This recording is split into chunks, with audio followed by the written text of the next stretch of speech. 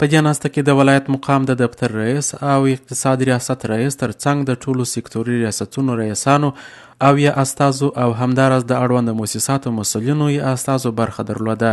د ولایت مقام د دفتر رئیس د ولایتي پرمختیایي غونډې اهمیت او ګټو ته په اشارې سره وویل دا غونډه ډیره مهمه ده چې د ولایت د اقتصادي او مهم اساسي عملمنفعه چارو لپاره پکې تصامیم نیول کیږي.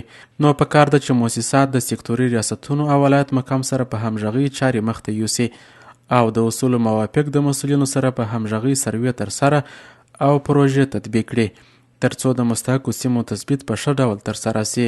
هغه د ولایت مقام له لوري د لازمي همکارۍ ډاډ ورکړ. هلمند والي د امارتي او غیر امارتي ادارو ټولو راغلو مسؤلینو ته ښه راغلاست ووایه.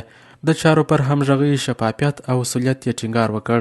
د ولایت مقام ویان مولوي محمد قاسم ریاض وایي هلمند والي د سکتوري ادارو او مؤسساتو له مسؤلینو څخه د ښه خدمت هیله څرګنده کړل او لارښوونه یې وکړل چې مستحقو سیمو ته د حق اولت ورکول سي او اړتیا ته په کتو باید لرې پرتې او اطرافي سیمې په نظر کې ونیول سي.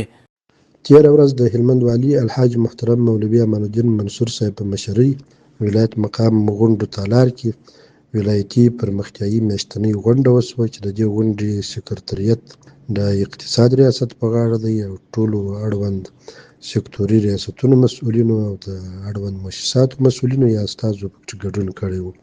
په دې غونډه کې د هلمند په کچه اقتصادي او بنسټیزې پروژې او همدارنګه عام المنفعه موضوعات تر بحث لاندې ونیول سوه.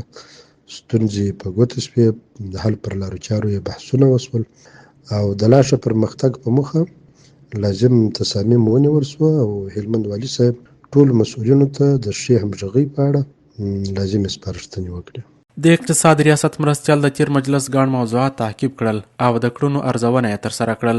مجلس کې ناستو مسؤلینو د اړوند موضوعاتو په تړاو خبرې وکړې، نظرونه شریک سوه او د چارو لا ښه سمون په موخه لازم تصامیم ونیول سوه.